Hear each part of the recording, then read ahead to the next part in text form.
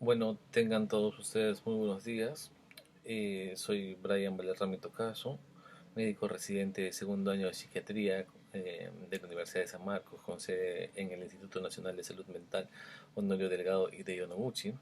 El día de hoy vamos a hablar sobre las teorías del desarrollo psicológico, ¿no? En este caso y específicamente vamos a hablar sobre la teoría de Erik Erikson.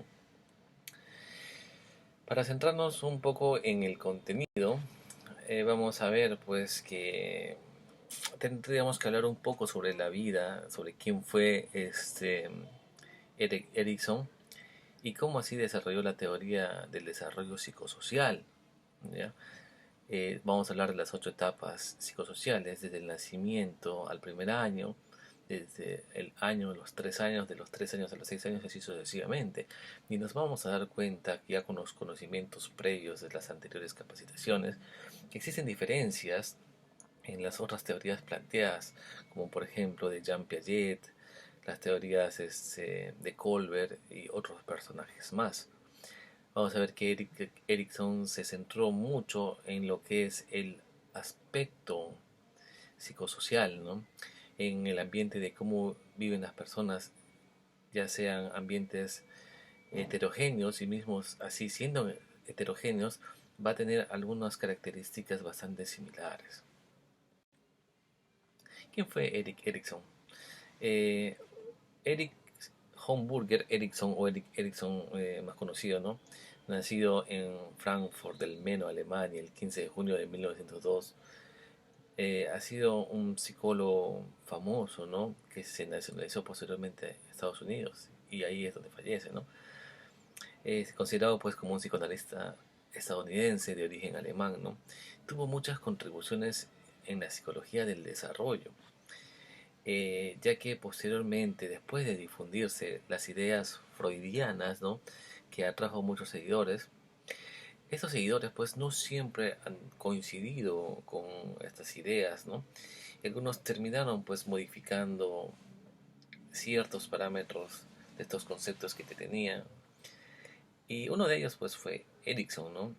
Uno de los más conocidos, ya que se basa básicamente la diferencia entre Freud y Erikson en que Freud hablaba más del tema psicosexual, Erikson hablaba más del tema psicosocial, mientras Jean Piaget, por otro lado, también hablaba de un desarrollo más cognitivo. Básicamente, aparentemente uno se especializaba en una área diferente, ¿no? Eric aceptó muchas de las ideas freudianas, ¿no? Pero se distinguió de ellos sobre dos aspectos muy importantes. Uno, en el cual decía pues que los niños son exploradores activos y curiosos, ¿no? Que tratan de adaptarse al ambiente y que no son esclavos pasivos del impulso biológicos moldeados por sus padres, ¿no? Pero también que cada etapa de la vida han de enfrentar realidades sociales, ¿no? Y esto va a ser en función al ego. Y si estas personas pues quieren adaptarse exitosamente y mostrar un patrón normal del desarrollo, pues tiene que enfrentar estas realidades, pues lógicamente relacionados con el ego.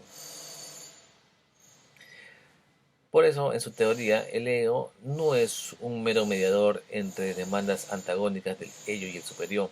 Por eso también es considerado el psicólogo del ego, ¿no?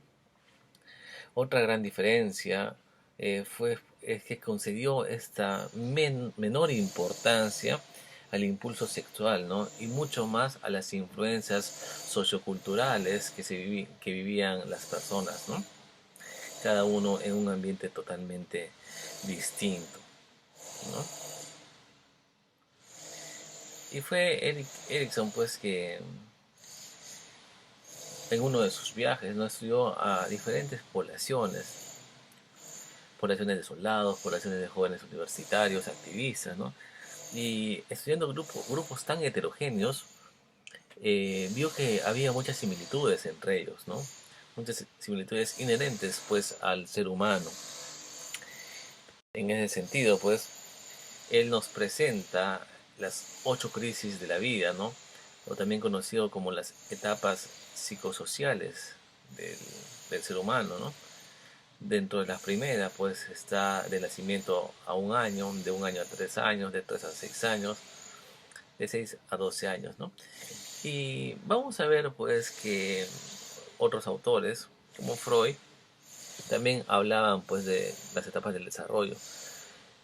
Quizás Freud más asociado al tema sexual, ¿no? Sin embargo, a partir de cierta edad, Freud se queda estancado en una de las etapas y eso vamos a ver, eh, lo vamos a poner en cada una de las láminas que salen a continuación.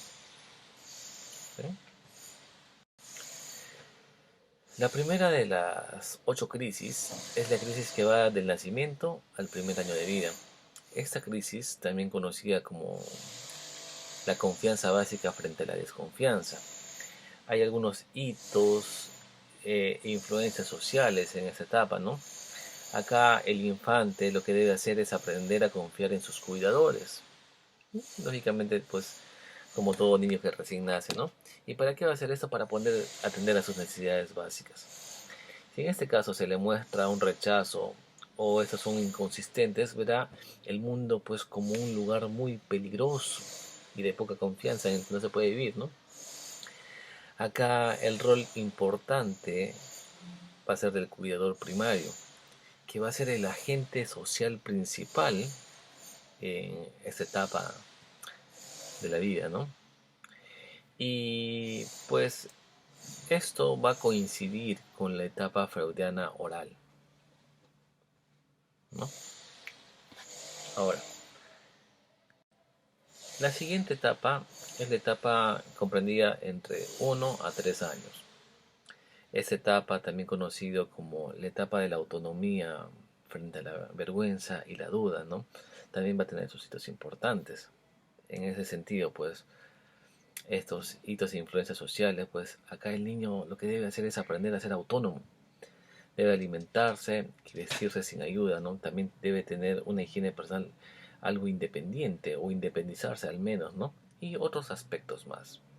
El intento fallido de esta independencia, pues, va a ser que se empiece a generar una duda de su capacidad y sentirse avergonzado.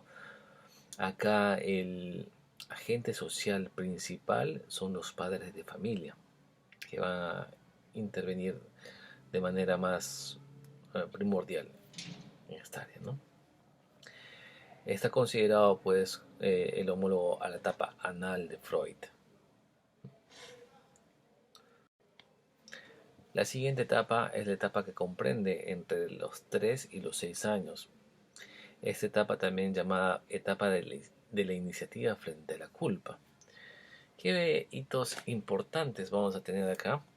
O influencias sociales. Pues acá el niño lo que va a hacer es intentar aceptar responsabilidades que superen su capacidad, iniciativas con roces familiares, ¿no? Acá los conflictos lo que van a hacer es crear sentimiento de culpa hacia la persona, ¿no? Mantener esta iniciativa, pues, a respetar los privilegios y metas de los demás, va a ser, pues, que se sienta de esta manera, ¿no? Ahora, acá el que tiene el rol importante o el agente social principal, en este caso va a ser la familia. Y esa etapa, pues, va a corresponder a la etapa fálica, según Freud, ¿no? Como lo anda un poco la edad, ¿no? Por otro lado, la etapa comprendida entre los 6 y 12 años es llamada la etapa de la industriosidad frente a la inferioridad. ¿Cuáles serán los hitos importantes acá? Acá lo que debe hacer el niño es aprender a dominar importantes habilidades sociales y académicas. Lo que va a hacer acá básicamente es la comparación que va a tener con sus compañeros y sus pares, ¿no? Si el niño es industrioso en esta etapa de su vida, pues va a adquirir estas habilidades y se va a sentir seguro. De lo contrario, pues, si no llega a tener estas características, va a sentir un sentimiento de inferioridad frente a sus pares, ¿no? Acá los profesores y los compañeros de la misma edad, los pares, ¿no? Son los agentes importantes en cuanto al ámbito social. Sin embargo, esto de acá se va a quedar o va a ser homologado pues con la etapa de latencia según Freud. Y para posteriormente pasar a la siguiente etapa, que es la etapa de los 10 a los 12 años. Esa etapa de los 10 a 12 años, también llamado pues etapa de la identidad frente a la confusión de los papeles, ¿no? Va a tener algunos hitos también y algunas influencias sociales, ¿no? Acá lo que va a sentir el ser humano es que va a estar en una encrucijada entre la niñez y la adultez, y acá va a hacer que se pregunte ciertas cosas, ¿no? Como uno de ellos, pues, ¿quién soy? ¿no? Lo que va a hacer acá es necesita establecer una base social y su identidad ocupacional. De lo contrario, ¿qué es lo que va a pasar? No va a poder definir los papeles que deberá desemplear en la adultez, ¿no? De ese modo, pues, el agente social principal es el grupo de pares con los que se rodea. Y acá, la etapa freudiana que es homólogo a esto de acá, es la etapa genital temprana. Vamos a ver, pues, que acá, 10 a 20 años, ya, vamos a escuchar el término freudiano genital hasta la senectud, porque acá ocurre un estancamiento en cuanto al desarrollo psicosexual de Freud, ¿no? Bueno, en la adultez joven, que va comprendido para Erik Erikson entre los 20 y los 40 años, va a ser la etapa de la intimidad frente al aislamiento.